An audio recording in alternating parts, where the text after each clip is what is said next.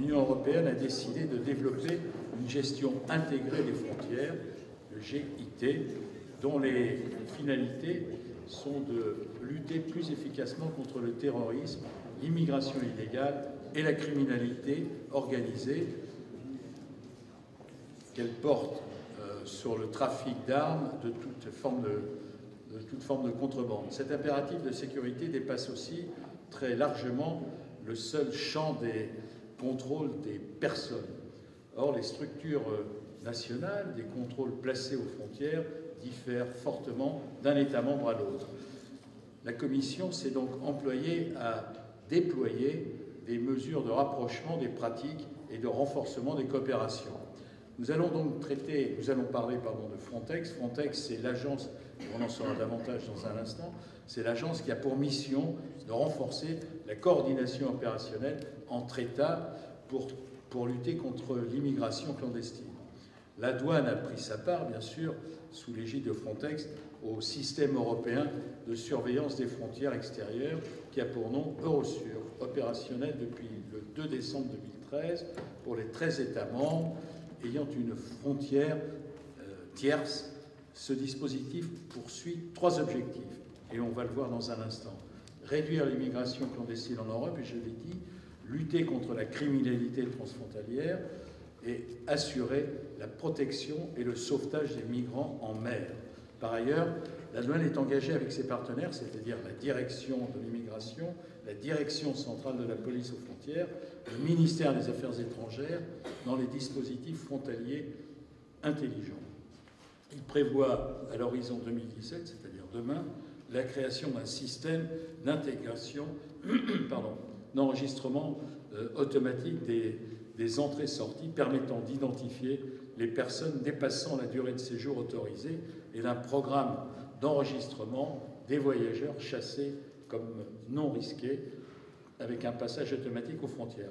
Avec nous, pour traiter de ces thèmes, j'ai essayé de vous décrire à l'instant, Jean-Michel Tillier, qui est chef de service à la Direction générale des douanes et des droits indirects, Benoît Brocard, qui est préfet, qui est directeur de l'immigration à la Direction générale des étrangers en France, à l'administration centrale du ministère de l'Intérieur, Jean-Dominique Gugliani, qui est président de la Fondation Robert Schuman, Pierre Paquet, qui est attaché douanier, conseiller à la mission du Canada auprès de l'Union européenne, agence des services frontaliers du Canada.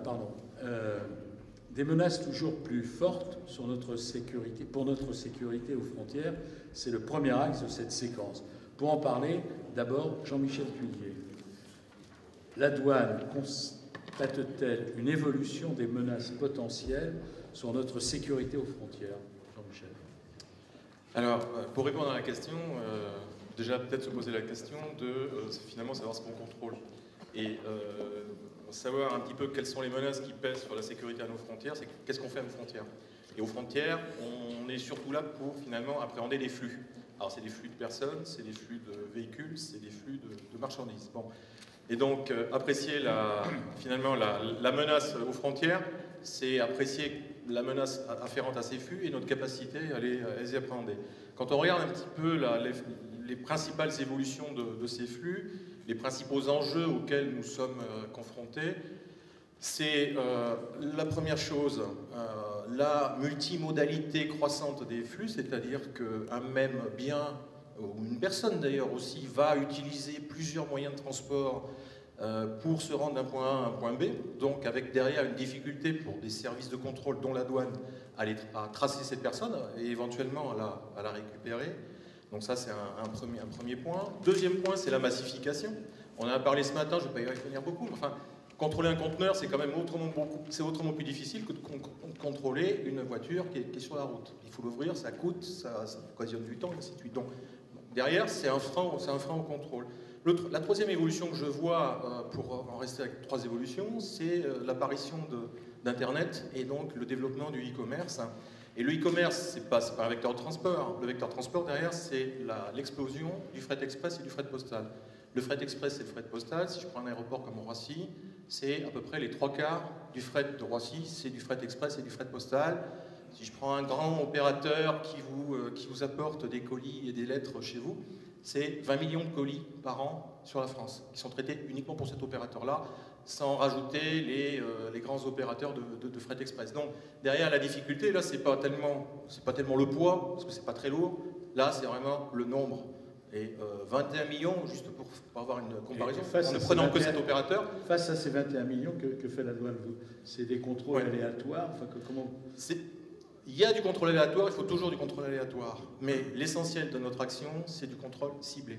Et toute l'action de la douane, que ce soit sur des véhicules, des personnes ou des biens, elle repose sur du ciblage. Donc elle repose sur du travail en anticipation, sur des données qu'on a récupérées auprès d'opérateurs, de compagnies aériennes et ainsi de suite. Et donc c'est ce qui explique finalement, c'est ce qui sous-tend tout le travail de la douane, c'est ce travail de ciblage. On n'a autrement aucune possibilité de faire 100% de contrôle, c'est absolument irréaliste, sauf à bloquer absolument tous les échanges de flux de personnes aux frontières. Je ne crois pas que ce soit le but politiquement recherché. Jean-Michel Tillier, il y a combien de douaniers en France? 16 500. Combien? 16 500. Et combien en diminution. Et combien sur le terrain quotidiennement? Alors sur le terrain quotidiennement, à peu près 9 000. Tous les jours, 24 heures sur 24. Est-ce que des liens ont-ils été établis entre les différentes activités criminelles,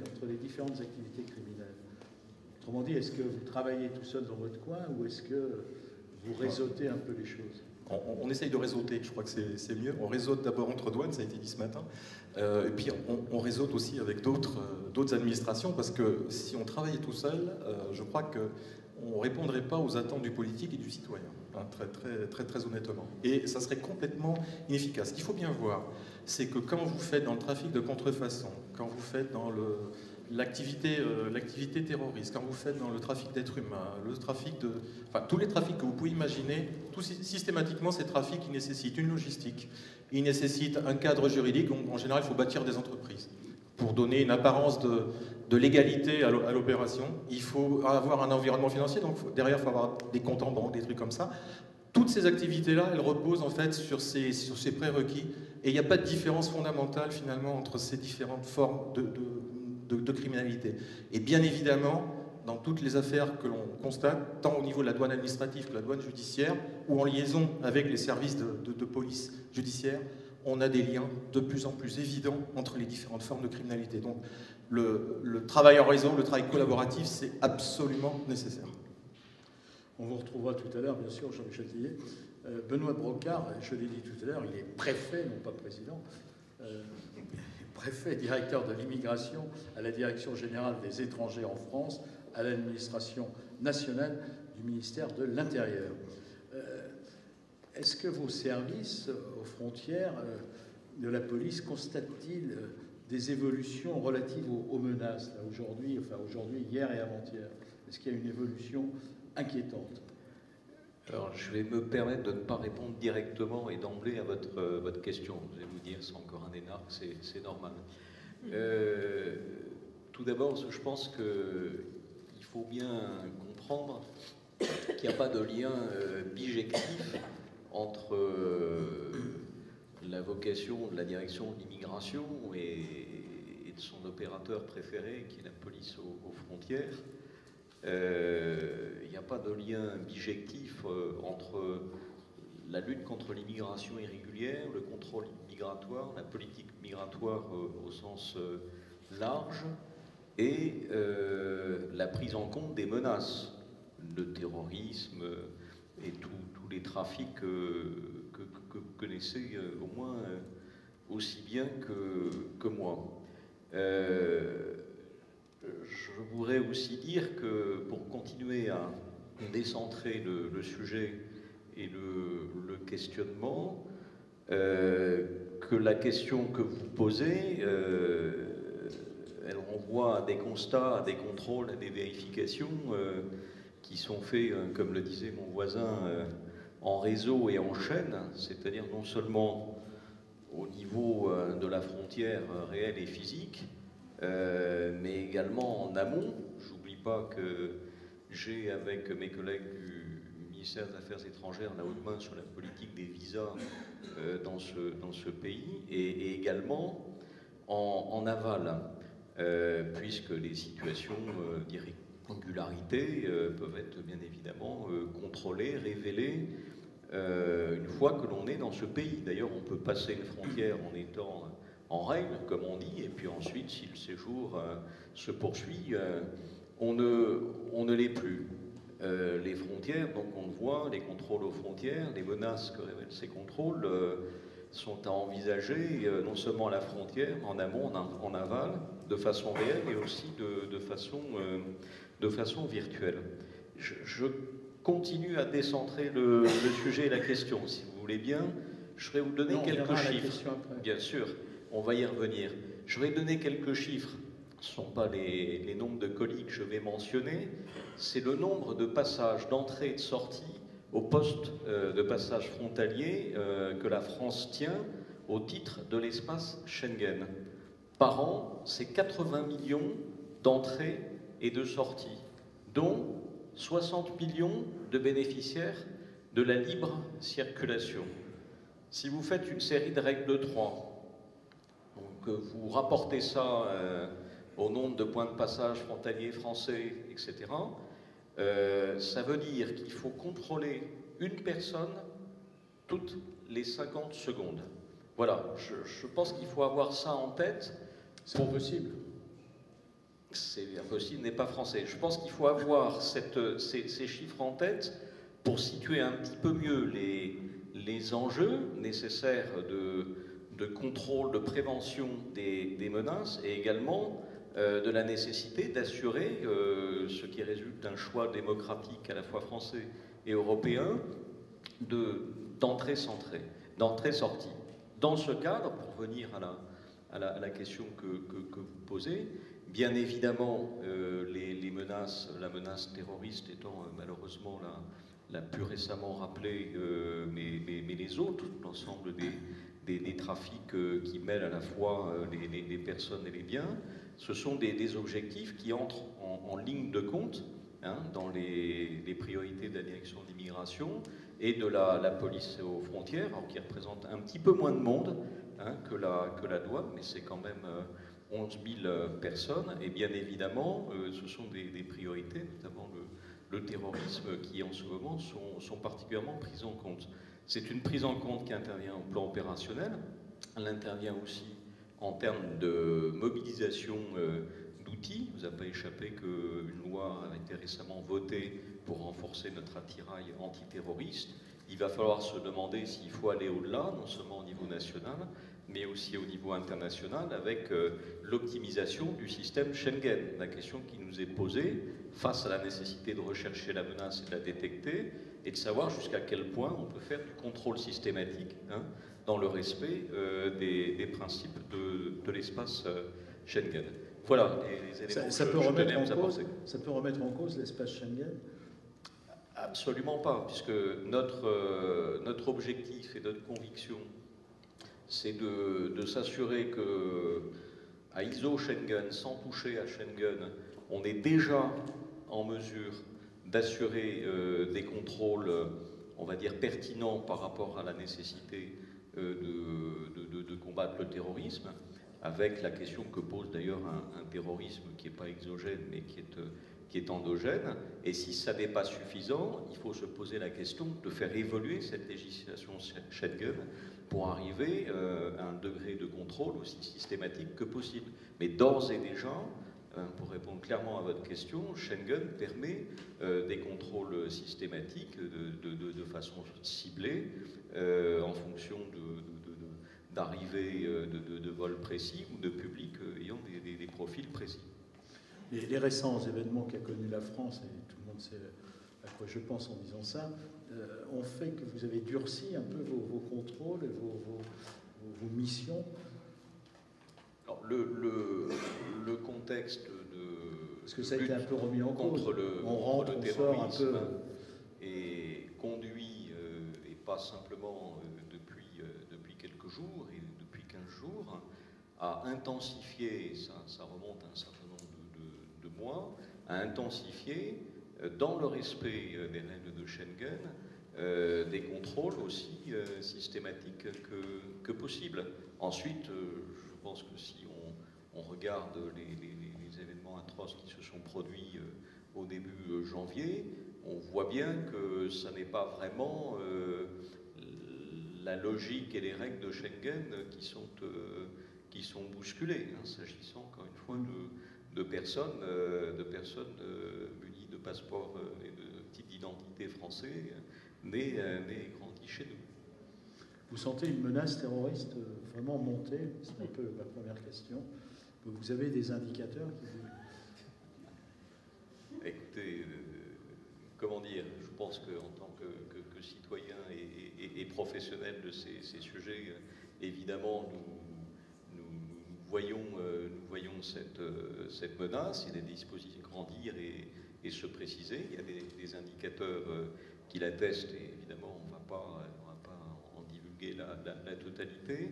Ce que je tiens quand même à observer, c'est que pour revenir justement à la relation un peu complexe entre l'immigration irrégulière et puis le développement de ces phénomènes terroristes, c'est que clairement ce que l'on voit aux frontières de l'Europe, au sud de l'Europe, le développement de flux d'immigration irrégulière qui ont explosé dans la traversée de la Méditerranée centrale, en provenance de la Corne d'Afrique, en provenance de Syrie, en provenance de l'Afrique subsaharienne. Tout ça est évidemment et probablement à mettre en corrélation, je dis bien en corrélation d'un point de vue statistique, avec les phénomènes qui par ailleurs accompagnent, génèrent et encouragent le développement du terrorisme. Benoît Brancard, comment vos services travaillent-ils avec la douane, avec les services de la douane par exemple? Est-ce que chacun court dans son couloir, vous échangez des infos? Comment ça se passe? Alors, absolument pas. Au niveau local, tout d'abord, et les acteurs locaux qui sont ici peuvent en témoigner, sous l'autorité des préfets de zone et de département, il y a une mise en réseau opérationnelle de l'ensemble des services police, gendarmerie, douane, hein, pour se mobiliser autour de ces objectifs. Et au niveau national, hein, la même coordination a lieu, et pour donner aussi des exemples précis, alors qui dépassent le sujet de la lutte contre le terrorisme, par rapport à la mobilisation d'outils européens dont on va parler, qui est Frontex, nous avons un travail en liaison étroite avec nos amis des douanes, avec la marine et la police aux frontières, ainsi que la gendarmerie. Merci, monsieur le préfet. Pierre Paquet, je rappelle que vous êtes attaché douanier, conseiller à la mission du Canada auprès de l'Union européenne. Ce constat-là qu'on vient de faire, est-ce qu'il est partagé à l'endroit où vous vous trouvez? Vous êtes un observateur aussi, mais aussi par les services canadiens. Est-ce que, sur la menace terroriste, etc., est-ce que vous vous sentez concerné ou pas? Oui, je pourrais dire que le Canada observe à peu près les mêmes tendances, fait les mêmes constats que M. le Préfet, M. Thillier. On parle aussi, puis ça a été répété à plusieurs reprises pendant la journée, les volumes sans cesse croissants dans tous les environnements douaniers, la rapidité des flux, que ce soit voyageurs, le commerce. Heureusement, les administrations douanières ont été capables de s'adapter à ces nouvelles tendances-là. On parle de gestion du risque, vous avez parlé de ciblage. C'est des choses qui sont importantes pour l'administration des douanes du Canada. On a parlé, Madame la directrice générale parlait, on parle beaucoup d'intégration, mais aussi on peut parler de coordination, d'harmonisation. C'est déjà des mouvements qui sont favorables au contrôle puis à la facilitation du commerce. Vous avez parlé des tendances, des menaces. Drogue, écoutez, j'ai fait une liste, c'est quand même assez incroyable. Les armes, l'immigration irrégulière, la contrefaçon. Avant ça, il y a quelques années, on parlait simplement de contrefaçon. Maintenant, c'est la contrefaçon dans une optique de santé publique. Dans les derniers temps, peut-être pas nécessairement dans les derniers temps, mais les combattants étrangers sont devenus une grande préoccupation pour le Canada. Le terrorisme, on n'est pas à l'abri on a aussi connu nos événements tragiques dans les derniers mois au Canada, à Ottawa et ailleurs. trafic de biens culturels, tourisme sexuel, traite des êtres humains. Ce qui est un peu malheureux dans cette liste-là, c'est qu'aucune de ces problématiques-là ne fait faillite. Donc, elles demeurent, elles s'accumulent. Donc, c'est dommage si le concept de faillite pouvait exister dans la criminalité, mais malheureusement, ça n'existe pas. Donc, et aussi, vous avez parlé de la collaboration, coopération, coordination. Je pourrais dire que dans chacune de ces menaces-là, on n'agit pas seul. On a toujours des partenaires, 1, 2, 3 partenaires de choix qui vont collaborer avec la douane pour essayer de s'attaquer à ces menaces-là de la manière la plus holistique possible. Merci. Alors ça prend quelle forme, cette coopération? Vous voyez, vous prenez des décisions ensemble, ça se traduit comment? Oui, peut-être quelques exemples. Un peu plus tard, on parlera peut-être de qui est l'Agence des services frontaliers du Canada. Donc, il y a déjà un premier niveau d'intégration chez nous, à l'interne. Mais par contre, un exemple pourrait être l'ASFC, qui est Douane Immigration, est un membre à part entière du Centre intégré d'évaluation de la menace terroriste. Donc, on est assis à la même table que nos collègues des forces armées, les services canadiens de renseignement de sécurité, notre police nationale. Donc, on est un membre actif et permanent pour essayer d'évaluer la menace de la façon la plus large possible. On travaille avec nos collègues américains, on partage une frontière commune, donc on s'assoit sur une base régulière pour discuter des problématiques qui sont communes aux deux pays. Donc, le dialogue, la conversation, créer des tables de concertation comme aujourd'hui, c'est des actions qui sont aussi mises en place par... Ça veut dire que vous échangez vraiment des informations. Quand vous avez un clignotant rouge qui s'allume chez vous, enfin au Canada, vous prévenez vos collègues français ou ailleurs d'ailleurs. L'échange d'informations, est-ce qu'il y a quelqu'un qui s'occupe de la protection des renseignements personnels, la vie privée? Écoutez, vous savez, avec tout le dossier PNR, c'est une grande préoccupation. La balance entre la sécurité puis les droits fondamentaux, la vie privée. Le Canada, on est en plein là-dedans. Vous avez votre PNR européen. Nous, on a un accord qui est un peu sur la glace avec l'Union européenne. Mais oui, il y a échange d'informations. Elle doit se faire. Elle se fait avec plusieurs partenaires. Même certains membres du Parlement européen, ils reconnaissent que ça doit aussi se faire. Et que c'est de cette façon-là qu'on va réussir à collectivement pouvoir être efficace contre des menaces qui sont assez complexes et qui sont nombreuses. Parce que assez régulièrement, quand il y a une catastrophe, quelle qu'en soit l'ampleur, on dit, tiens, des échanges d'informations n'ont pas été faits. Est-ce que ça, c'est en train de s'amoindrir, ça? Est-ce que l'information circule entre vous? Je dirais oui. À chacune des catastrophes qui s'est produite, c'était une des critiques qui a été formulée en disant que le renseignement était connu, il n'a pas circulé assez rapidement. C'était un des blancs du 11 septembre, disant que l'information était connue. Mais par contre, je pourrais dire que pour le Canada, il y a des efforts quand même considérables qui sont faits pour que cette information-là soit partagée. Je pense que c'est un puzzle. Comme administration douanière, il y a des fois, on possède une toute partie de l'histoire. C'est important de la communiquer aux autorités compétentes à l'intérieur de chacun de nos mandats respectifs. Et ces échanges, vous les avez avec votre voisin, les États-Unis aussi? Écoutez, c'est une frontière commune. Une menace sur les États-Unis est une menace sur le Canada. On a aussi des échanges avec nos partenaires Border Fight, la Grande-Bretagne, la Nouvelle-Zélande, l'Australie, c'est notre côté british du Canada. Donc, le renseignement, oui, l'information circule. Le Canada, via notre police nationale, est présent à Europol. Donc, le renseignement circule. Merci beaucoup. Migliuani, je le rappelle, est le président de la célèbre Fondation Robert Schuman.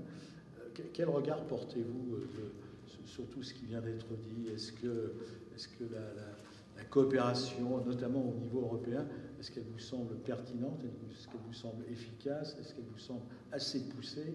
Quel regard puis la Fondation Robert Schuman, quand même, qui est très attachée à un certain nombre de choses. Oui, elle me semble fonctionner du fait de l'activisme, l'action, les activités, les réflexes acquis par les services.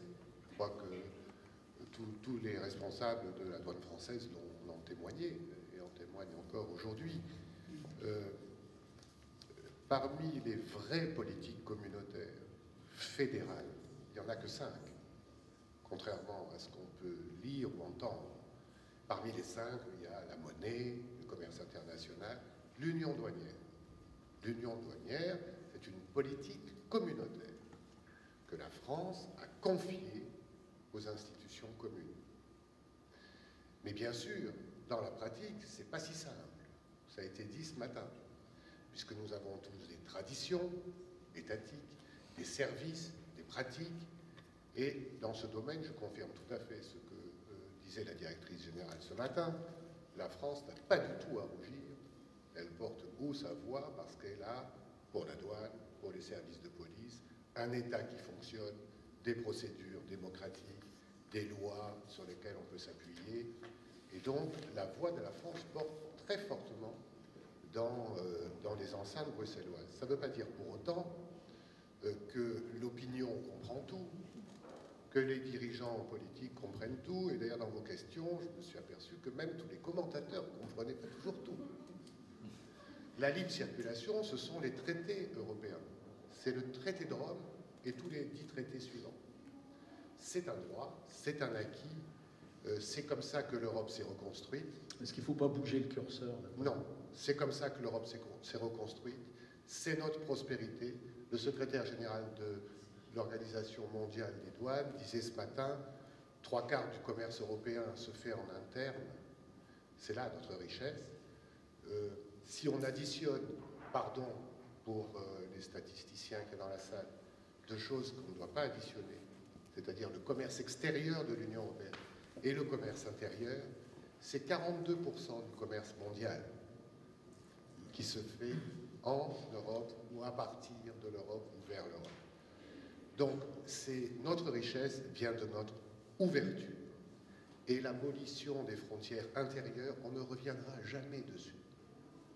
Parce que chaque gouvernement, quelles que soient ses difficultés, quels que soient les drames, quelle que soit sa couleur politique, qu'il soit d'extrême gauche, d'extrême droite ou même du centre, quand il devra trancher en fonction de l'intérêt national, il s'apercevra que l'intérêt national passe par l'intérêt européen. C'est d'ailleurs pour ça que tous les présidents de la République, depuis le traité de Rome, ont confirmé les engagements européens de la France et tous les gouvernements aussi. Donc, la Schengen, ce n'est qu'un accord, au départ technique, entre la France, l'Allemagne et le Benelux, étendu maintenant au-delà même des frontières de l'Union européenne, tellement c'est efficace et agréable et que ça correspond aux anticipations, c'est-à-dire anticipation du commerce, du développement des échanges, des hommes, des capitaux, des biens. C'est donc l'absence de contrôle physique à des frontières qui, de toute façon, les spécialistes que vous êtes l'ont confirmé ce matin, ne sont plus exactement au même endroit. Elles sont plutôt à Roissy que sur les frontières belgo-françaises, par exemple, etc. Donc je ne reviens pas là-dessus. Donc on ne reviendra pas là-dessus. Et c'est vrai que le débat public confond Schengen, confond la libre circulation, le terrorisme et l'immigration. Et monsieur le préfet a raison de dire que c'est quand même pas la même chose, même s'il peut y avoir des liens. Donc, pour vous, tout ça, c'est déconnecté? Je ne dirais pas déconnecté, en tout cas, ce n'est pas connecté. Il y a des relations, certainement, mais si vous voulez, la lutte contre la menace terroriste, c'est un sujet de sécurité auquel, je crois, tout le monde essaie d'apporter des solutions. Et là, la gestion coordonnée, on est même au-delà, c'est la gestion quotidienne. Et l'immigration clandestine, et on pense naturellement à l'immigration clandestine maritime en Méditerranée, elle est due à d'autres facteurs, à des facteurs permanents, pauvreté au sud, richesse au nord, succès de l'Europe, il faudrait aussi le rappeler, moi j'essaie de le faire, vous le savez, hein, succès de l'Europe. Quand on se promène dans le monde aujourd'hui, il n'y a pas d'endroit où on vit aussi mieux que chez nous, y compris parfois sur le continent nord-américain. qui est-ce qui est à la fois soigné gratuitement, pris en charge à la retraite assez tôt. Hein, c'est-à-dire qu'il y a des gens qui désormais vont passer plus de temps à la retraite que dans l'activité. Il n'y a qu'en Europe qu'on voit ça.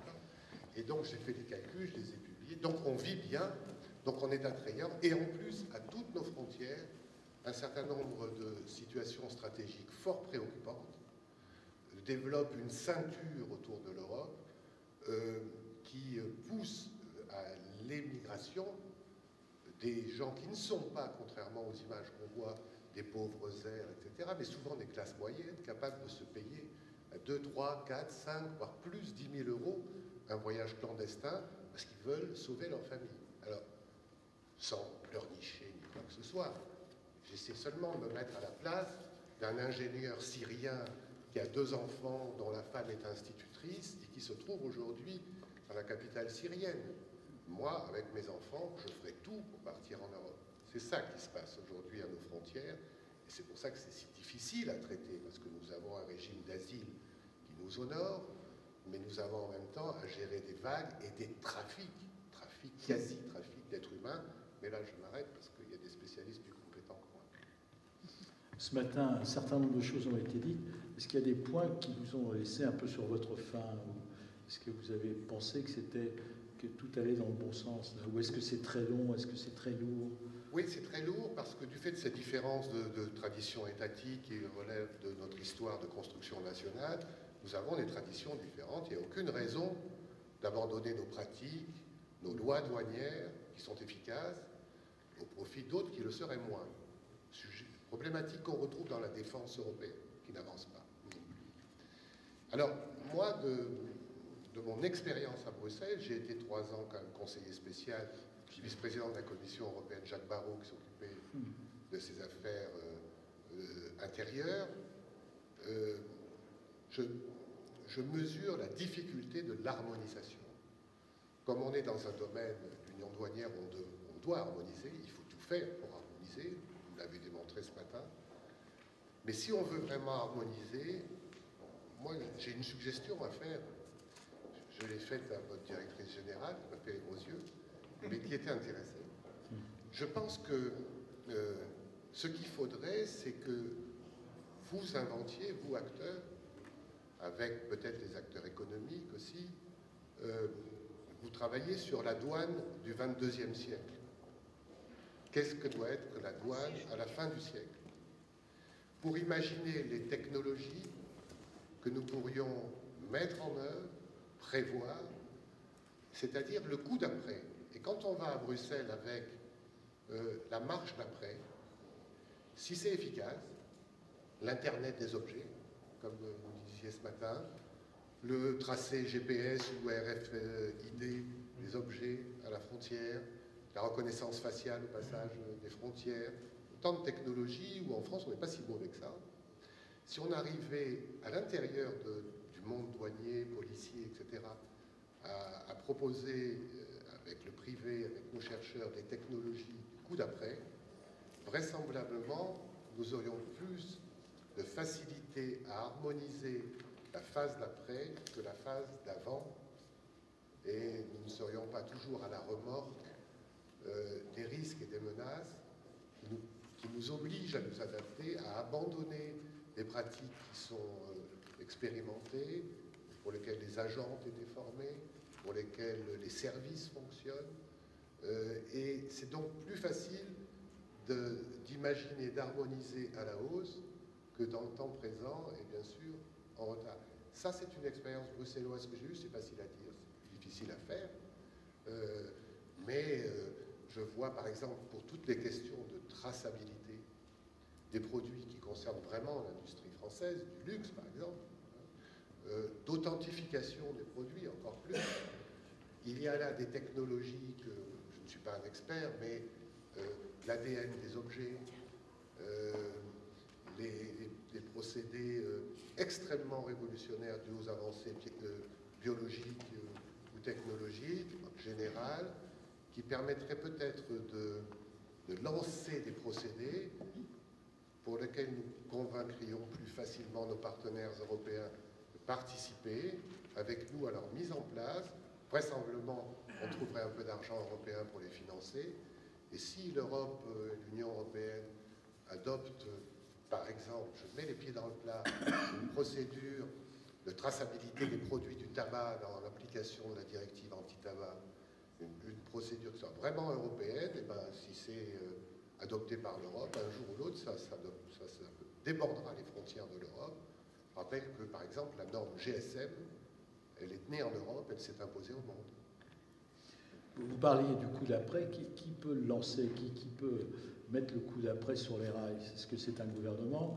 Est-ce que c'est des services? À mon avis, est-ce que c'est votre association? Non, pas du tout. Qui peut s'occuper du coup d'après? Ce sont les praticiens.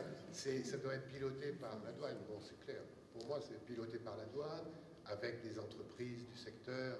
Il y en a plusieurs qui sont, on ne va pas les citer, on peut faire de la pub si vous voulez, hein, mais Morpho, par exemple, c'est le numéro 1 mondial de l'identification numérique. Bon, ils ne sont pas les seuls, il y en a d'autres, etc. Bon, je ne suis pas un expert, mais il faut que ça vienne des praticiens pour pouvoir convaincre les collègues. Jean-Michel Tillier voulait apporter une précision. Oui, moi je ne vais pas faire les gros yeux. Surtout par rapport à ce que vous avez dit à la fin, c'est clair qu'il faut réfléchir de toute façon ce qui peut être finalement la façon dont on va réguler les flux à échéance, 20 ans, 30 ans, 40 ans. Et c'est maintenant que ça se prépare, parce que derrière, il y a l'industriel, il y a une partie industrielle à prévoir, il y a la normalisation aussi à prévoir. Je vous rassure, et je suis d'accord avec vous, c'est à la douane, aux douanes de l'initier, aux douanes et aux autres services, mais les douanes étant plus particulièrement chargées des flux de biens notamment, bon, on est quand même plus en prise avec ces questions-là. On a déjà commencé à travailler quand même sur ces questions-là.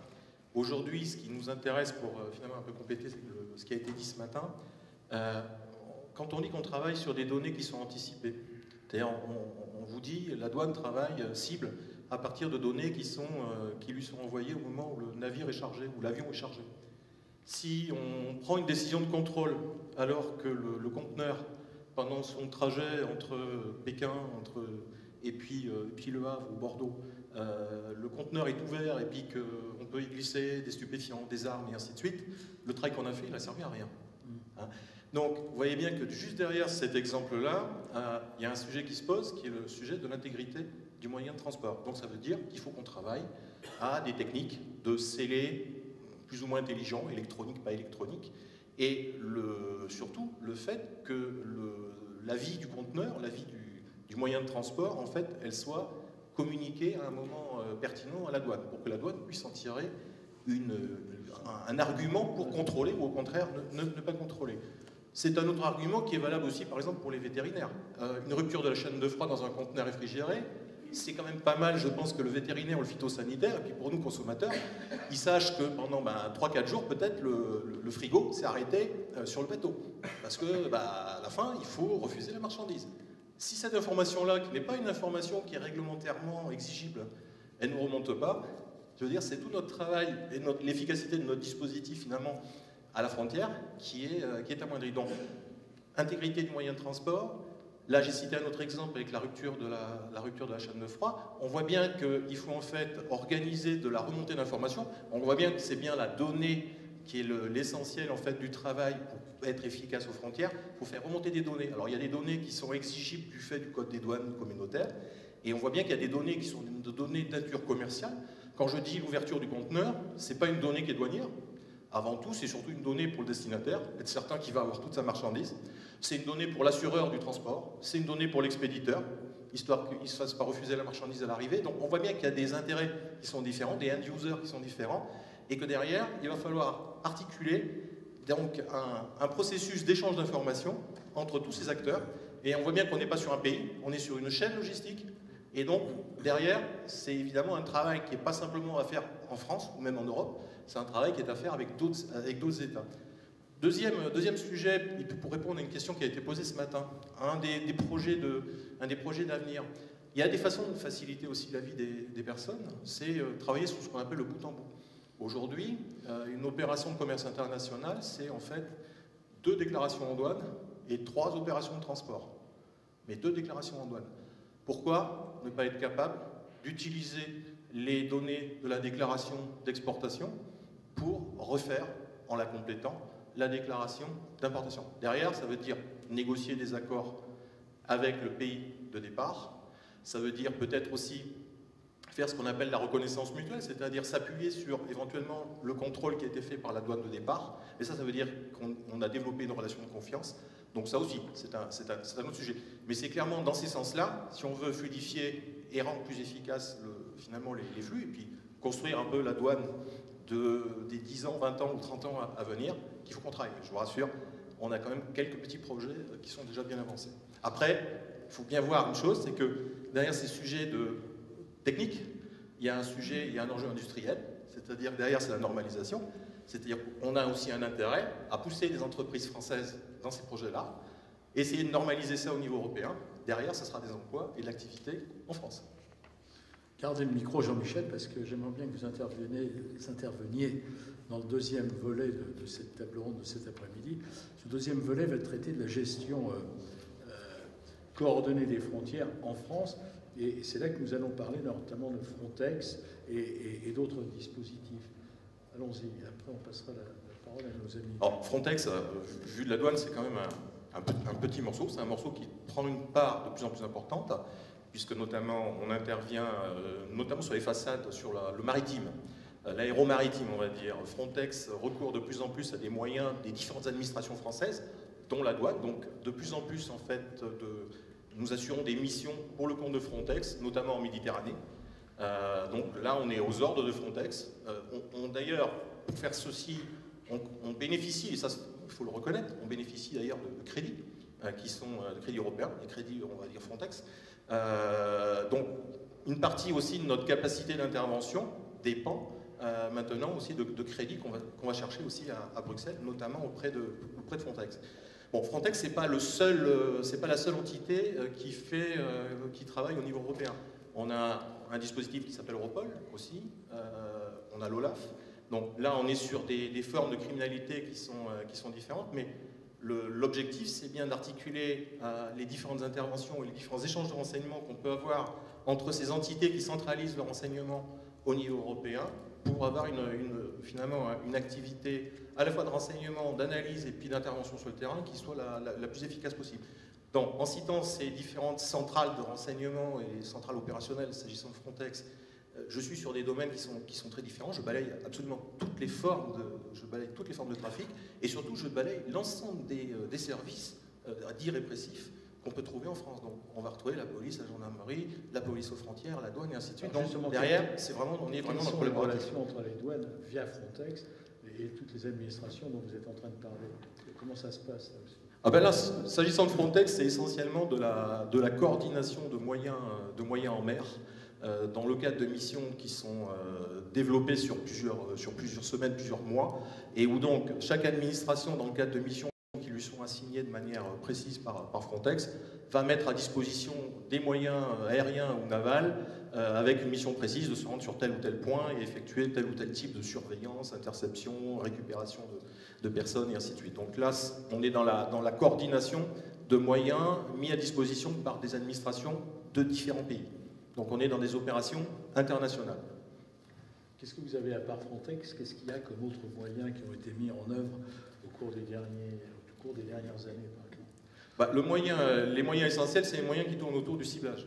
Donc c'est les moyens, je ne vais pas m'étendre dessus parce qu'ils ont été développés, oui. C'est le moyen import contrôle système et c'est tout ce qu'on va faire c'est tout ce qu'on fait déjà en matière de ciblage des voyageurs aériens et qu'on va développer à partir du mois de septembre normalement dans le cadre du dossier PNR qui se monte à Roissy. Donc on a un système finalement de préalerte en matière de marchandises qui existe depuis 2011, ICS. On va avoir un peu son équivalent sur les voyageurs aériens avec le dossier PNR, donc à partir de septembre. Et là, on est en train de travailler avec une société qui a été citée tout à l'heure, justement à la construction de ce système. Merci. Benoît Brocard, quels sont les enjeux de la gestion coordonnée des frontières pour le ministère de l'Intérieur, dont vous êtes le représentant ce soir?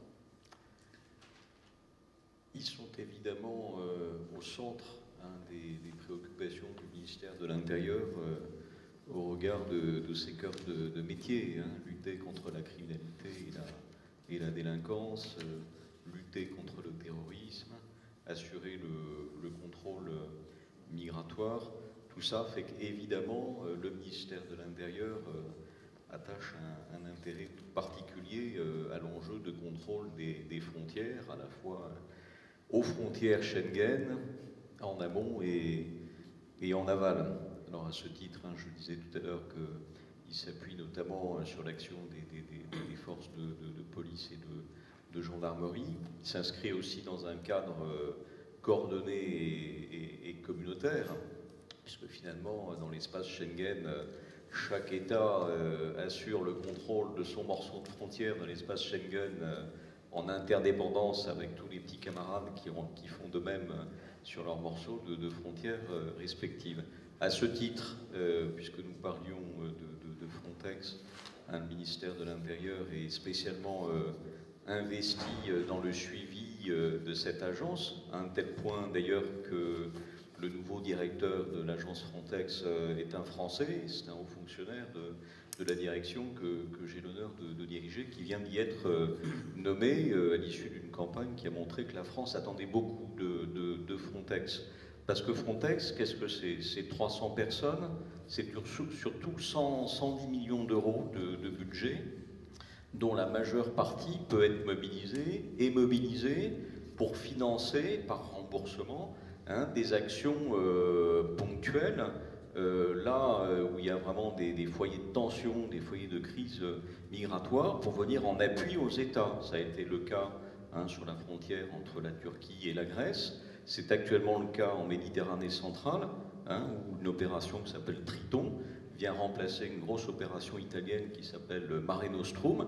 Alors Mare Nostrum avait plutôt pour effet de faire venir les immigrés irréguliers, parce que les Italiens avaient pour principe d'aller sauver les gens sur les côtes libyennes. Donc on a expliqué aux Italiens que c'était noble, mais que ça produisait un appel d'air. Et donc on remplace Mare Nostrum par Triton, qui est une opération aux frontières des eaux territoriales de l'Italie. Et tout ça avec des moyens mis à disposition par tout le monde, dont la France, et financé par Frontex. Concrètement, qu'est-ce que ça change? Concrètement, ce que ça change et ce que ça permet, c'est de venir, en quelque sorte, en renfort et en appui d'un État qui sur son bout de frontière Schengen, a du mal à faire face. Typiquement, l'exemple gréco-turc ou l'exemple italien le montre. Nos partenaires étaient un petit peu en limite de ce qu'ils pouvaient assumer. Et le fait d'amener des moyens supplémentaires mis à disposition par les différents États européens, financés par Frontex, et Frontex c'est qui? C'est nous tous. Ça permet en quelque sorte de soulager un État donné qui subit tout seul cette pression migratoire pour mieux répartir le fardeau, la charge opérationnelle. Et je pense que c'est peut-être mieux de s'investir ainsi à la frontière de l'espace Schengen, plutôt que d'attendre que les flux de migrants, à partir du sud de l'Italie, remontent ensuite dans toute l'Europe, comme on peut le constater actuellement. Pour vous, Frontex est un bon outil pour la gestion coordonnée des frontières? Absolument. Alors, on peut après nuancer, c'est-à-dire que c'est un bon outil dans le principe, parce que c'est vraiment sa vocation même, c'est d'intervenir dans des opérations de coordination de la surveillance aux frontières. Ensuite, on peut trouver que peut-être Frontex n'en fait pas assez. Alors c'est comme toujours avec l'Europe, Monsieur le Président, quand on critique l'Europe, quelque part on se critique soi-même. Quand on dit Frontex n'en fait pas assez, c'est parce que les États ne lui en demandent pas assez et donc ne lui confient pas assez de moyens pour intervenir. En préparant ce débat, j'ai découvert une expression, la frontière est intelligente. Qu'est-ce que ça recouvre, la frontière intelligente? Les limites de l'intelligence et la frontière d'intelligence. Bon, peut-être pour définir le concept en deux mots, moi je dirais que les frontières intelligentes, c'est tout ce qui conduit à mobiliser des systèmes d'information, des fichiers de l'informatique, pour opérer le contrôle aux frontières. Bon, on en fait déjà. On a toutes sortes de fichiers, toutes sortes de connexions entre les fichiers qui sont mobilisés dans le respect des règles nationales et européennes. pour opérer ces contrôles en faisant appel à ces données. Alors, on peut dire en résumé qu'actuellement on a un espèce de continuum de système d'information qui permet en amont, au moment de la demande de visa, au moment du passage à la frontière et ex post ensuite dans les contrôles internes de croiser un certain nombre de renseignements et donc de faire émerger des situations irrégulières. En revanche, il y a 2 points sur lesquels on n'est pas bon et sur lesquels l'Europe va essayer de progresser dans le cadre du projet, non pas Frontières Intelligentes, mais Smart Borders, parce qu'il faut parler anglais. Et donc ces 2 points sur lesquels le projet Smart Borders, qui représente 1,1 milliard d'euros mobilisés à ce titre, sont les suivants. Le premier, c'est ce qu'on appelle le système entrée-sortie. C'est tout bête, mais à l'heure actuelle, on ne sait pas dire à l'échelle de l'espace Schengen, en permanence, qui est entré, qui est sorti, qui est là, qui est resté, qui est reparti. Et mine de rien, c'est quand même pas neutre par rapport à la validité d'un certain nombre d'autorisations d'entrée, de séjour et de sortie, sans parler des interdictions, des signalements. Ça peut être corrigé. Alors le premier objectif, et qui est ambitieux, le premier objectif donc, de Smart Borders, c'est de bâtir le système intelligent, informatique, qui à l'échelle de Schengen permettra d'arriver à ce résultat. Deuxième objectif, deuxième point. Pardon, oui. Encore, ce résultat chiffré ou nominatif? Vous saurez que M. Dupont est rentré, aujourd'hui il est sorti, il va sortir après-demain, ou est-ce que ça sera 300 000 personnes sont rentrées aujourd'hui dans l'espace Schengen? C'est tout l'enjeu. Il ne s'agit pas que de faire de la statistique, il s'agit aussi de faire de l'opérationnel, et il s'agit même, selon la France, parce que c'est ce que nous voudrions, il s'agit même de faire le lien avec l'activité des services de répressifs. Ce qui veut dire qu'on va avoir un débat sympathique avec un certain nombre de nos partenaires européens et avec le Parlement européen, puisqu'on parlait aussi de nécessité de bien équilibrer les impératifs de sécurité et de respect des libertés individuelles. Donc ça, c'est le premier objectif. Le deuxième objectif, c'est d'arriver, je donnais tout à l'heure des chiffres sur les flux entrées-sorties. L'échelle européenne, c'est 565 millions de passages par an. Le deuxième objectif, c'est d'arriver à gérer les flux à la fois en tenant compte de la nécessité de les fluidifier, de les faciliter pour les publics qui sont de bonne foi, et en même temps, en toute sécurité, pour ne pas laisser passer les personnes qui sont signalées. Alors ça, on arrive à l'échelle française à le faire assez bien, par ce qu'on appelle les portiques paraphes pour les ressortissants français, qui, quand ils rentrent ou sortent de l'espace Schengen, peuvent passer par des portiques qui les contrôlent et l'opération se fait très, très rapidement. On devrait bientôt pouvoir le faire dans certaines conditions pour des titulaires de passeports biométriques de l'Union européenne. On ne sait pas du tout le faire pour les ressortissants de pays tiers. Bon, donc l'objectif, c'est d'arriver à faire ça, non seulement à l'échelle française, mais à l'échelle de l'ensemble européen, c'est-à-dire créer automatiquement, si je puis dire, et avec l'aide des systèmes d'information, des facilités d'entrée-sortie pour l'ensemble des personnes qui viennent en Europe ou qui en sortent, mais en s'assurant qu'elles sont sécures. Donc ça, c'est le deuxième objectif. Et si tout se passe bien, enfin, il n'y a pas des chicayas à non plus finir, des discussions interminables, ça peut être quelle échéance?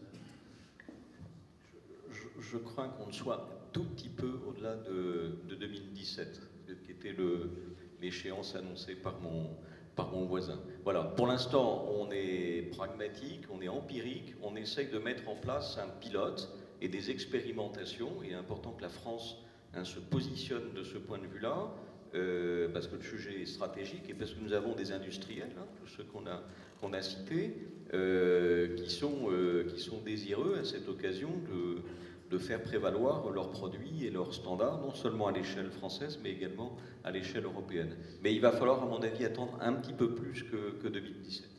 Et c'est la montée des terrorismes qui fait qu'il y a cette prise de conscience, et c'est quand même une sacrée évolution, quand même. On est dans le temps long, sincèrement. Alors c'est vrai que l'actualité peut faire que ça éclaire sous un jour plus particulier les enjeux de tels chantiers, mais on est vraiment dans une démarche de longue haleine, qui est lancée depuis un certain nombre d'années, et qu'évidemment, l'actualité en termes de terrorisme doit nous inciter à porter avec un maximum d'allant, et en tout cas c'est ce que fait la France à l'échelle européenne avec le concours de ces industriels.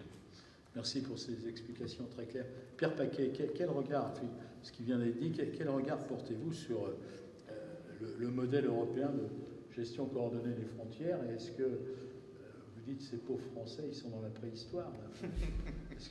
Non.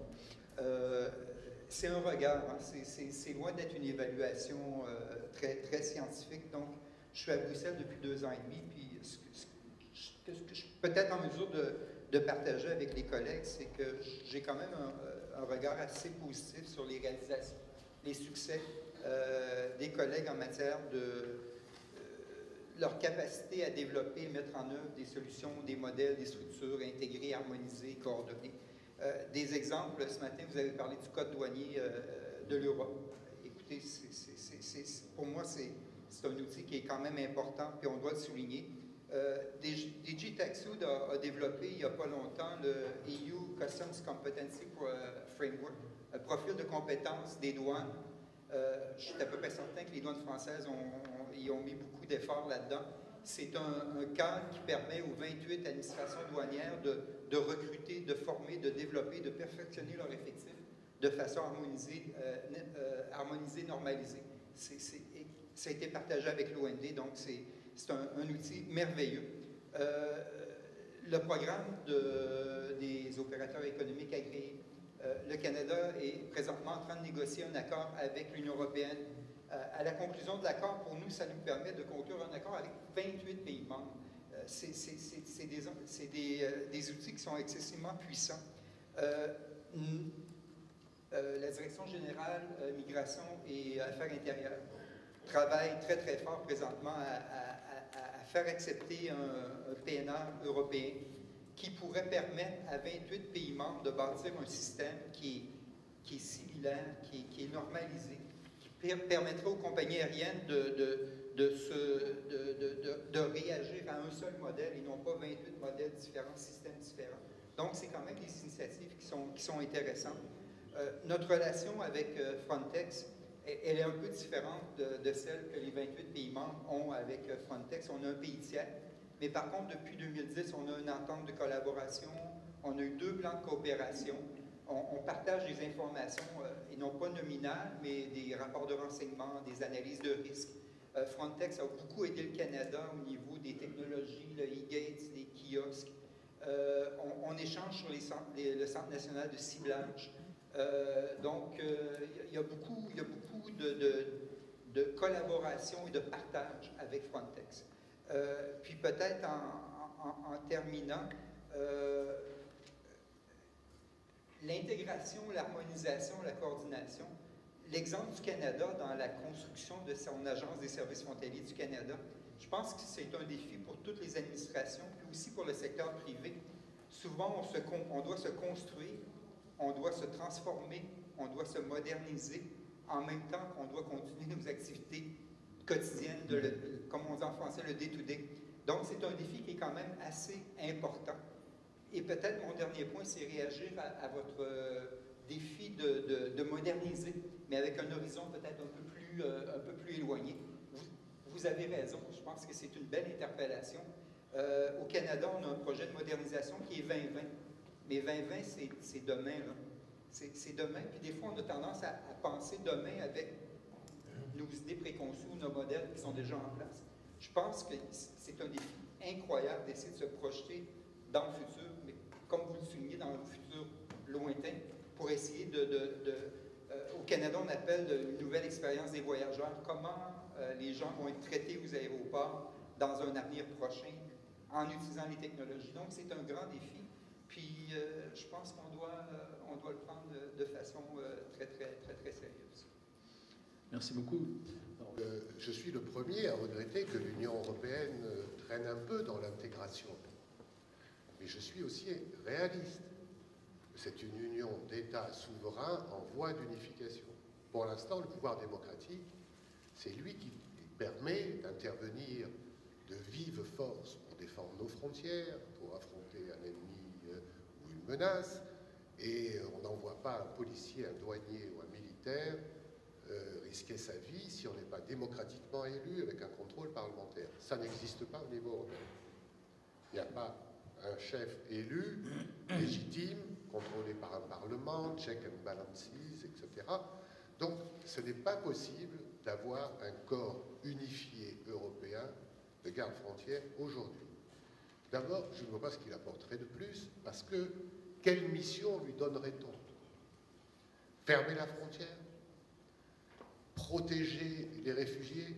Vous avez cité les missions. Réguler, enregistrer les réfugiés? Autant de choses que nos services font, tant bien que mal. Parce qu'en France, on le fait bien. En Italie, quand on a été submergé, on l'a mal fait, parce qu'il y en avait trop. Bon, c'est pas la seule raison. C'est aussi des raisons d'organisation. Et là, on revient à ce qu'on disait tout à l'heure. Pour l'immigration maritime, en France, on a quelque chose qui fonctionne quand même bien, qui s'appelle l'action de l'État en mer, que rappelait la directrice générale, qui est une organisation interministérielle où tout le monde, dites-moi si je me trompe, joue le jeu. Douane, PAF, Marine nationale, etc. Affaires maritimes. Bon. En Italie, ce n'est pas le cas. En Italie, il y a la Guardia di Finanza, la Guardia Costeria, la Carabinieri, etc. Et c'est pour ça qu'on a fait Mare Nostrum. C'est que finalement, on s'est dit, bien avec les militaires, on a rajouté quelqu'un en plus, mais au moins ils ont des gros bateaux, ils ont des procédés, ils ont des militaires. Et ils ont fait ce que monsieur le préfet racontait, c'est-à-dire qu'ils se sont lancés à fond pour sauver les réfugiés exploités par des trafiquants vraiment qui ne reculaient devant aucun scrupule. On le voit maintenant avec les cargos abandonnés. Et donc, du coup, s'est instauré immédiatement. J'ai été le premier à l'écrire dans un article du Monde, et Dieu sait si j'étais critiqué à Bruxelles. J'ai dit, cette opération va accroître l'immigration clandestine. Parce que les trafiquants sur la côte libyenne, tunisienne, égyptienne ou ailleurs, ils ont compris le truc. Ils savent que nous, nos marins, nos douaniers, nos policiers, ils respectent des codes. Ils respectent les droits de l'homme, et nos marins ont une obligation de sauvetage en mer, etc. Nos douaniers aussi, d'ailleurs. Et donc, ils ont compris, on envoie les bateaux, on les saborde, et puis tiens, c'est un bateau occidental, européen, américain, ils vont être obligés de les sauver, et puis moi, j'empoche les bénéfices. C'est ce qui s'est passé avec Mare Nostrum, c'est pour ça qu'on a arrêté. Dire que l'opération Frontex Triton est satisfaisante, non.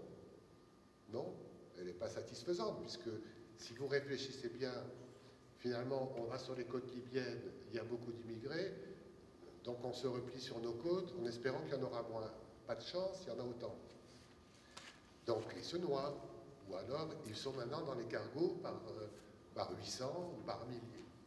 Donc, ce n'est pas une critique, monsieur le préfet, c'est un sujet extrêmement complexe auquel nous avons à faire face.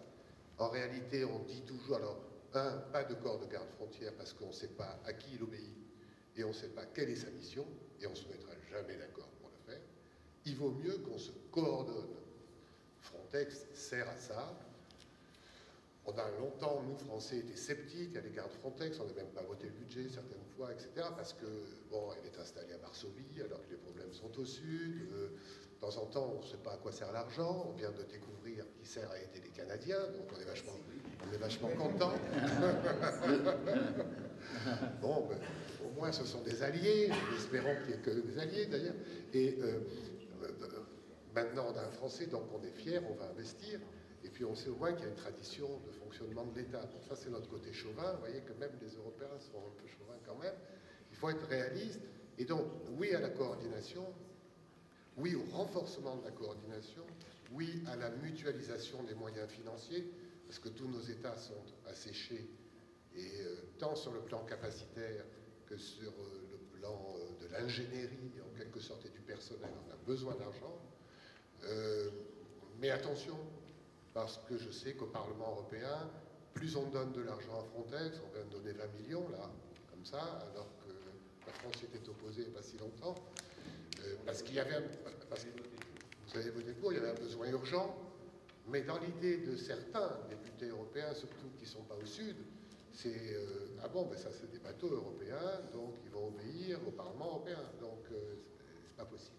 Voilà. Donc, vous voyez, je suis un Européen très pragmatique et très réaliste. Je crois que maximum de coordination, renforcer toutes les procédures de renseignement en amont.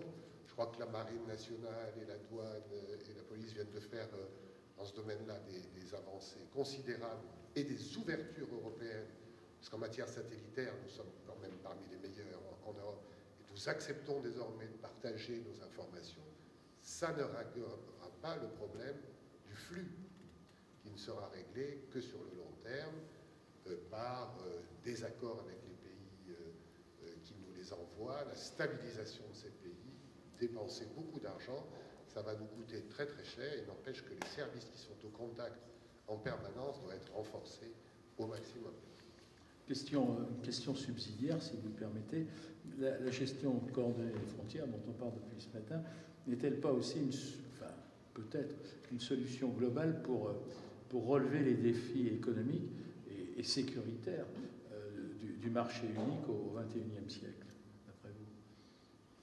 Je crois que tout a été dit, mieux que je pourrais le dire ce matin, sur les techniques, et M. le directeur vient de le rappeler, vous y travaillez en permanence. Où se situe la frontière? En matière d'immigration clandestine, c'est encore plus compliqué, si je peux me permettre. Il n'y a pas de frontière maritime, juridiquement. Un immigré n'est clandestin que quand il met le pied à terre. Donc vous ne pouvez pas l'arrêter, même avec des faisceaux de preuves. Enfin, monsieur le directeur, je parle sous votre contrôle. C'est un des problèmes. Bon, pour les biens, les capitaux, c'est encore plus compliqué, si j'ai bien écouté ce qu'on disait ce matin. Donc, ce qui est sûr, c'est que l'Europe doit rester ouverte. Elle ne doit pas rester offerte. Elle ne l'est pas, d'ailleurs, parce que même son tarif douanier commun n'est pas, contrairement à ce qu'on pense, le plus faible. Le partenaire chinois nous accuse régulièrement de protectionnisme, vous le savez. Donc, ce qu'il faut, c'est renforcer le travail et la coopération, et vraiment le sujet d'ailleurs de cette réunion d'aujourd'hui, entre nos services. Ils le font déjà. Il faut leur donner les moyens de le faire davantage, avec tous les moyens techniques les plus élaborés. Et si le niveau européen peut faire quelque chose, c'est financer ces recherches techniques, financer ces expérimentations. Vous parliez, monsieur le préfet, des difficultés de entry-exit, hein, je ne sais pas comment dire en français. Bon, les Américains ont mis près de 10 ans et 10 milliards de dollars pour que ça fonctionne, leur système. Et encore, ça n'empêche pas l'entrée des terroristes. 10 milliards de dollars avec un consortium de grandes sociétés privées, Accenture, tout ça. Moi, je peux vous dire que ça... Et quand on allait aux États-Unis, d'un mois sur l'autre, ça changeait de procédure. Ils ont tout expérimenté, les empreintes, les yeux, avant de trouver une formule qui marche. Alors nous, qui sommes 28 États quand même assez anciens, vieux, avec des traditions, je sais que par exemple, quand j'étais à la Commission européenne, on avait commencé le fichier Schengen, qui a vraiment balbutié pendant longtemps, pourtant c'était une entreprise française qui le faisait, parce qu'on a découvert que les services de police de certains pays ne prenaient pas les empreintes des doigts comme ça, mais comme ça. Alors, on a mis quand même quelques mois à s'en apercevoir, et évidemment, ça ne passait pas dans les fichiers. Donc vous voyez, être un vieux continent, ça a beaucoup d'avantages, ça a aussi de temps en temps quelques contraintes. Merci beaucoup. Il est peut-être intéressant de disposer d'exemples de gestion coordonnée aux frontières. Avec Pierre Paquet, comment la notion de frontière a-t-elle évolué dans le contexte post-11 septembre? Merci. Comme tout le monde, beaucoup de présentateurs ont souligné le 11 septembre. Ça a effectivement été un événement changeant, un déclencheur. Puis le 11 septembre a amené le gouvernement du Canada à s'interroger sur la manière d'assurer la sécurité de son pays, de notre pays, incluant les frontières. Donc, de cette réflexion-là, en 2003, le gouvernement a décidé de prendre la douane, c'est-à-dire 10 000 fonctionnaires de la douane, d'en prendre 2 000 de notre service de l'immigration et quelques-uns de notre Agence canadienne d'inspection des aliments et de les amalgamer ensemble et de créer l'Agence des services frontaliers du Canada.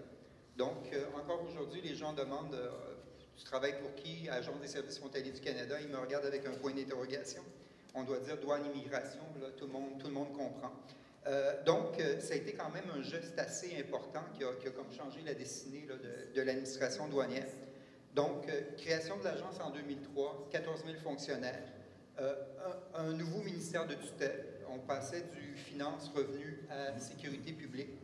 Par contre, un seul ministre, un seul interlocuteur, plutôt qu'auparavant ministre de l'Agriculture, ministre de la Sécurité publique, ministre des Finances et ministre de l'Immigration. C'est le ministre de quoi qui a... Sécurité publique, qui est maintenant notre ministre de l'Intérieur. Donc, ça aussi, ça a permis de nous regrouper plus près de nos partenaires comme la Police nationale, le Service canadien de renseignement de sécurité. Donc, ça a créé une communauté de sécurité. Ceci étant dit, même si notre ministre de tutelle est très, très sensible aux questions de sécurité et très conscient de cet aspect-là, beaucoup de discussions ce matin sur l'aspect, la mission économique, la mission fiscale.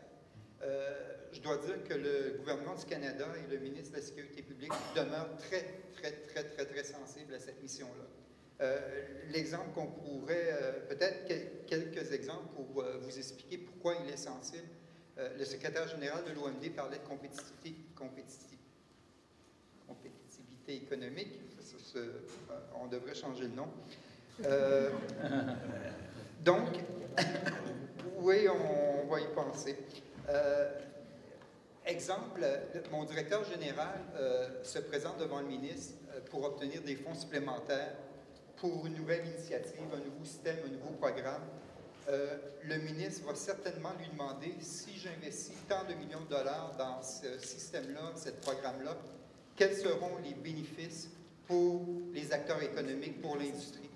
Donc, il y a toujours le ministre demande des preuves matérielles qu'il y aura des bénéfices directs pour nos entreprises canadiennes. Ce matin, on a parlé de toutes sortes de mesures, exemple, des trucs qu'on est assez fiers, c'est les... Ouais. Allons-y. Oui. Les règles 1 pour 1, c'est-à-dire tous les ministères du gouvernement du Canada, lorsqu'une agence, on décide d'ajouter une règle à une entreprise, on se doit de retirer une règle, donc 1 pour 1. Donc, c'est toutes sortes de mesures qui sont absolument intéressantes pour les acteurs économiques.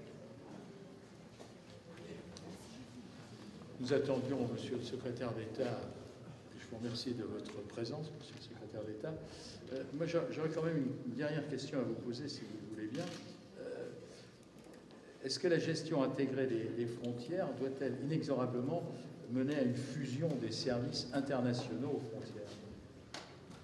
Est-ce que c'est plausible? Est-ce que c'est utile? Est-ce que c'est nécessaire? Moi, je pense que c'est une question de cas par cas.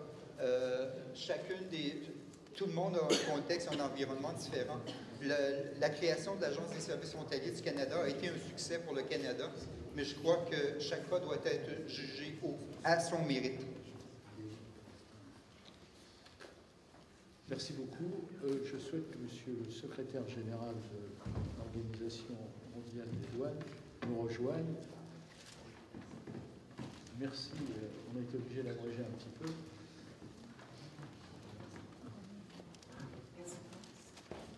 Allons-y.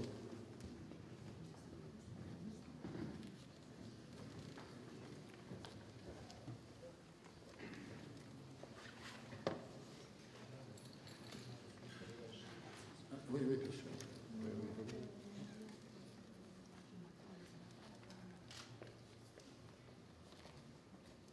Je vous en prie. Vous avez un micro. C'est un peu la pré-conclusion avant l'intervention de Monsieur le ministre. Merci beaucoup. Beaucoup de choses ont été dites depuis ce matin. Quelles leçons vous tirez de tout ça? Oui.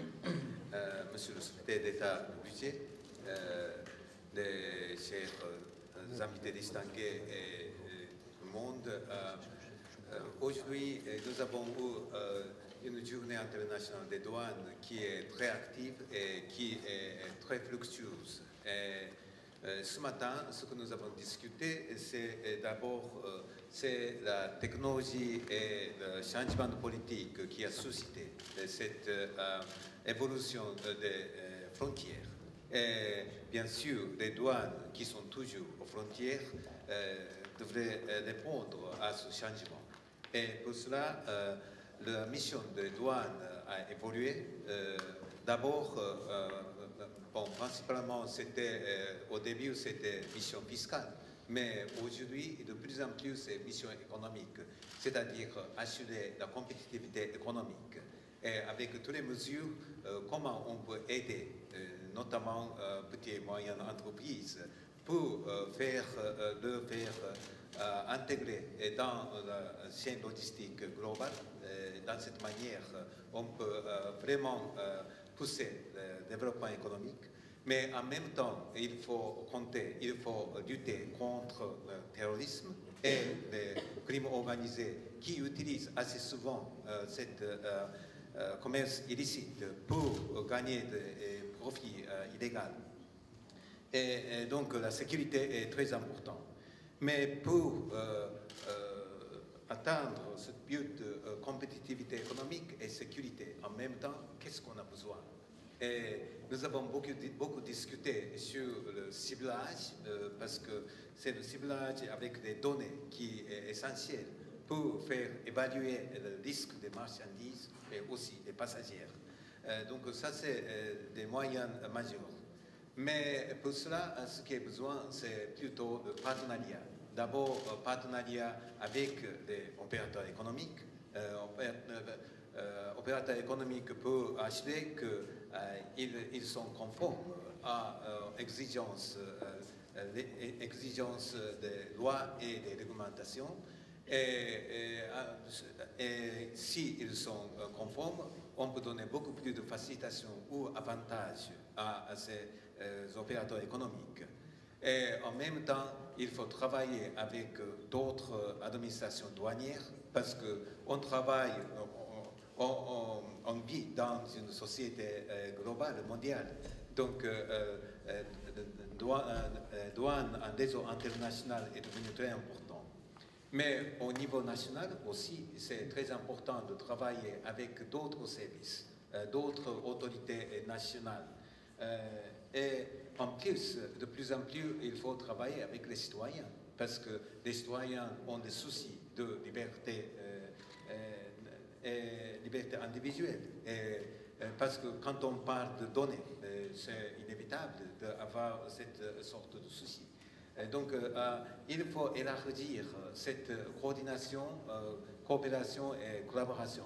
Et pour ce faire, ce qui est nécessaire, c'est le dialogue et puis partager la connaissance et les priorités de parties prenantes dans ce commerce, dans nos frontières. Donc, aujourd'hui, nous avons écouté beaucoup d'initiatives, beaucoup d'idées qui sont assez souvent innovatives. De même, on a parlé de technologie du 22e siècle, donc c'est vraiment innovatif, mais en même temps, tous les participants ont montré l'esprit très ouvert pour partager ces connaissances et expériences. Donc j'espère que ce colloque a servi pour la communauté douanière internationale qu'une meilleure pratique, comment on peut engager les parties concernées à la chaîne logistique, aux frontières, et mieux collaborer dans l'avenir. Donc c'est ce que j'ai appris au cours de cette journée. Merci. Merci beaucoup, M. le Président.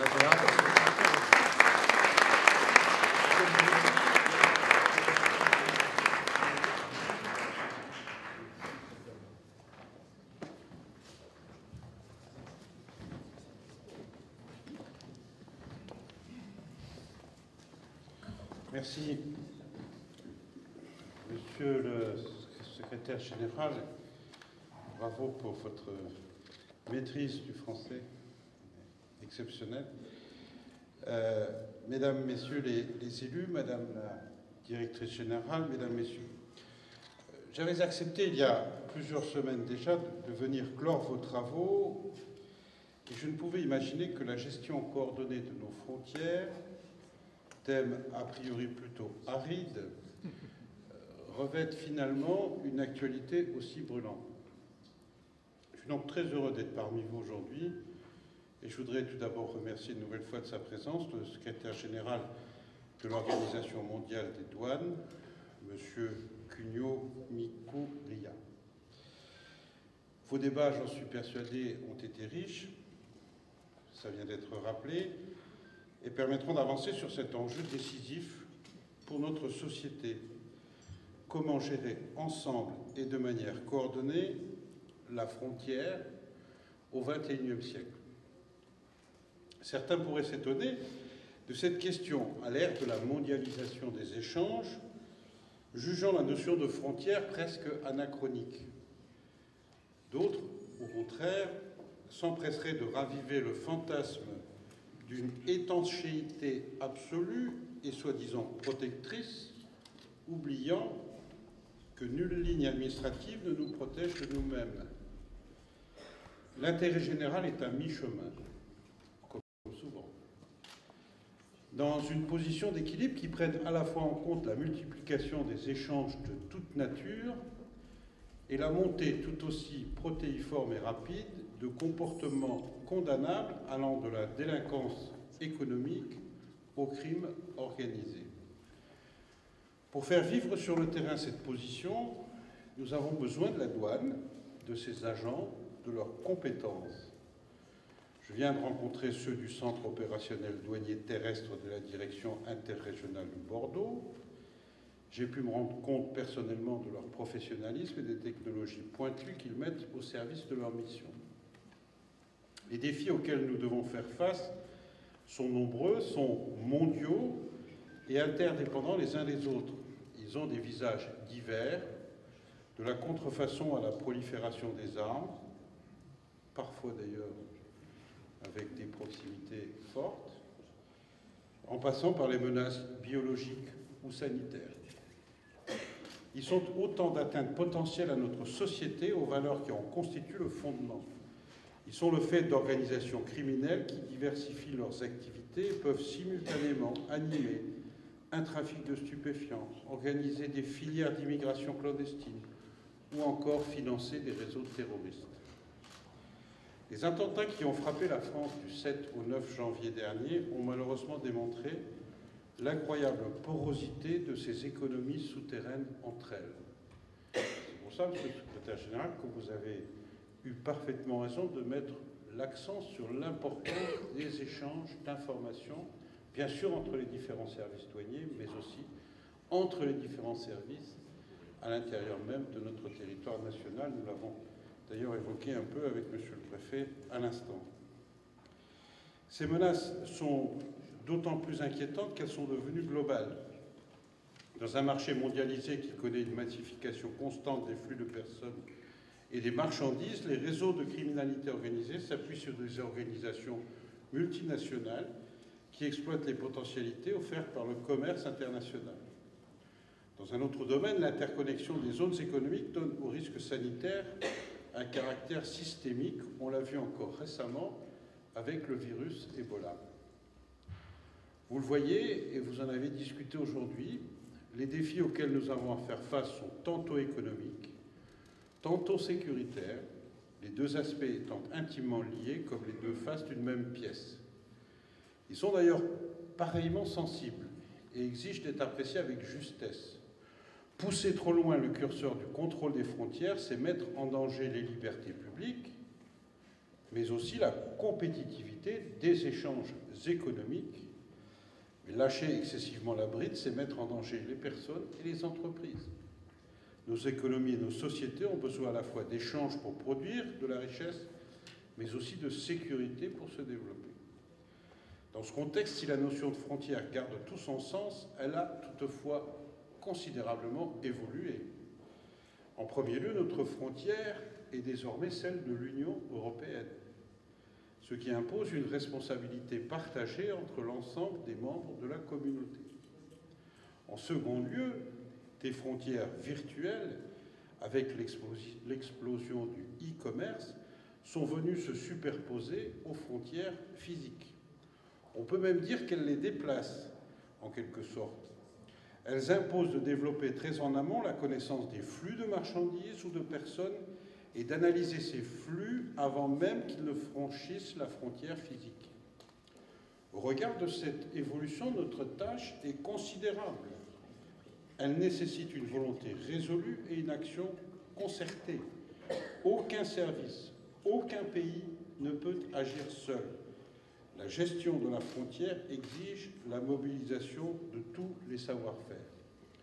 En ce sens, la gestion coordonnée des frontières est bien plus qu'un concept, c'est une nécessité.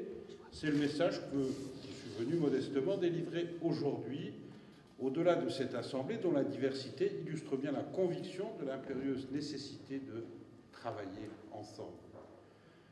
Nous devons unir toutes les forces agissant aux frontières. Seule cette coopération permettra d'atteindre les 3 objectifs qui sont les nôtres en tant qu'administration douanière.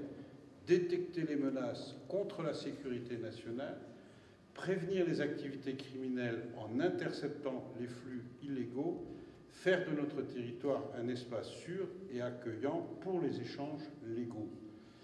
Cette mission doit s'exercer dans le respect de la sécurité de nos propres agents des douanes.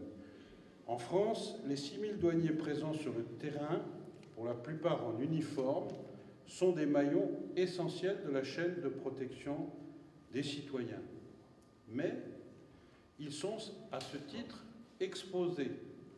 Nous devons donc prendre toutes les mesures, et cela a été fait, nous l'avons vérifié encore tout à l'heure, dès les premières heures, suivant l'attaque de Charlie Hebdo le 7 janvier dernier, pour équiper nos agents de façon adaptée lorsqu'ils interviennent sur la voie publique. Plus globalement, la douane et ses services et les services agissant aux frontières doivent fédérer leurs compétences afin de relever ces défis. Tout d'abord, cela implique une mobilisation de nos services de renseignement. Cette action passe par une augmentation de nos capacités. Dans le cadre du plan de lutte contre le terrorisme annoncé par le gouvernement, la douane se verra dotée de 70 emplois supplémentaires sur 3 ans, dont un contingent important sera affecté aux capacités d'enquête au sein de la DNRED et de Cyberdouane. Également au profit des capacités d'analyse du renseignement au sein du groupe opérationnel de lutte contre le terrorisme de la DNRED. Cela passe également par un approfondissement de nos échanges entre les différents services de renseignement. Je rencontrerai vendredi Bernard Cazeneuve avec Michel Sapin afin d'évoquer les synergies nécessaires et possibles entre les services des finances et de l'intérieur dans la lutte antiterroriste. Cela passe aussi par l'enrichissement des renseignements collectés. À cet égard, nous devons continuer à faire progresser ensemble le projet PNR, Passenger Name Recall, ça vous le saviez, le faire progresser au niveau européen afin d'accéder aux données des passagers aériens dans le cadre de la lutte contre le terrorisme et la criminalité organisée. Conformément aux mesures annoncées par le Premier ministre le 21 janvier dernier pour lutter contre le terrorisme, un dispositif PNR sera opérationnel en France dès le 1er septembre 2015 et c'est la douane qui accueillera la première plateforme interministérielle dans ses locaux à Roissy. Par ailleurs, nous renforcerons le système ICS, Import Control System, dont le but est de prévenir les actes terroristes contre les moyens de transport par un meilleur contrôle des flux portuaires et aéroportuaires de marchandises. Cet effort de gestion coordonnée implique aussi de partager des canaux de communication avec les forces de police et de gendarmerie. Un budget de plus de 4,5 millions d'euros sera alloué aux douanes sur 3 ans pour multiplier leurs équipements en terminaux radio sur tout le territoire. Fédérer les compétences suppose aussi une gestion intégrée des frontières extérieures.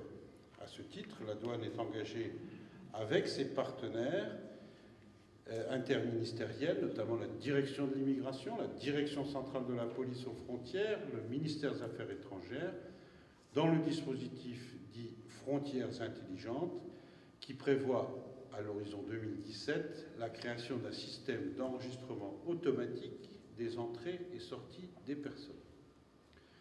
Enfin, la construction d'un guichet unique national viendra parachever cette mise en commun de savoir-faire. La douane met en place un guichet unique qui permet de réaliser en ligne l'ensemble des formalités administratives d'entrée sur le territoire pour les marchandises les plus sensibles. Je pense au matériel soumis à contrôle sanitaire, aux biens à double usage, aux armes, etc. Ce projet interministériel regroupe 15 administrations qui exigent des certificats, autorisations, licences au moment du dédouanement. Avec ce guichet unique, les entreprises pourront demander leurs certificats et autorisations depuis le portail de la douane, qui sera connecté à tous les systèmes des autres administrations. Ce grand projet permettra d'accroître la sécurité des échanges sur les flux les plus sensibles, mais constituera également, et c'est bien ce que vous évoquiez, Monsieur le Secrétaire général, une avancée en matière de simplification et de fluidité des échanges. Il existe déjà depuis 2013 pour les certificats sanitaires. Dès 2015, il intégrera les autorisations concernant les certificats d'exportation agricole, les permis relatifs aux espèces protégées et les matériels de guerre. Au-delà de la coopération entre administrations, la gestion coordonnée aux frontières nécessite également une forte implication de l'ensemble des acteurs de la chaîne logistique. Transporteurs, professionnels du dédouanement, autorités portuaires ou aéroportuaires, entreprises, doivent travailler ensemble pour fluidifier et sécuriser les échanges internationaux. Dans ce cadre, nous devons encore approfondir nos partenariats, le mot que vous avez utilisé, ce n'était pas concerté, afin de fiabiliser les données du commerce international, d'interconnecter nos systèmes informatiques et d'améliorer la prévisibilité des flux. Beaucoup de chemin a déjà été fait, notamment avec les entreprises de messagerie, comme j'ai pu le constater dans mes déplacements récents. Nul doute que l'autoliquidation de la TVA à l'import contribuera encore à aller plus loin. Cette journée prend donc une dimension particulière au regard des événements dramatiques qui ont touché notre pays récemment. Face à ces attaques terroristes, le président de la République a appelé le pays à l'unité. Cette unité doit également se traduire dans notre action quotidienne. Je sais pouvoir compter sur vous, chacun d'entre vous, dans ce sens.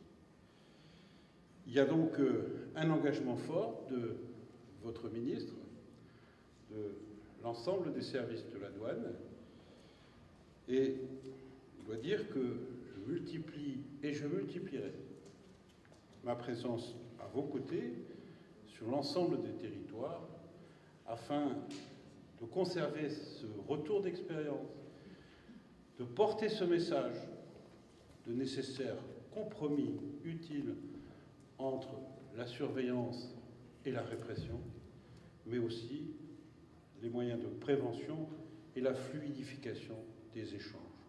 Voilà, mesdames, messieurs, je vous remercie de m'avoir invité cette fin d'après-midi. Je tiens à saluer, bien entendu, l'action de l'Organisation mondiale des douanes qui œuvre pour renforcer les capacités des administrations douanières et faire, ce que j'ai évoqué au début de mon propos, de la douane du XXIe siècle une force vitale veillant à la sécurité et au bien-être des nations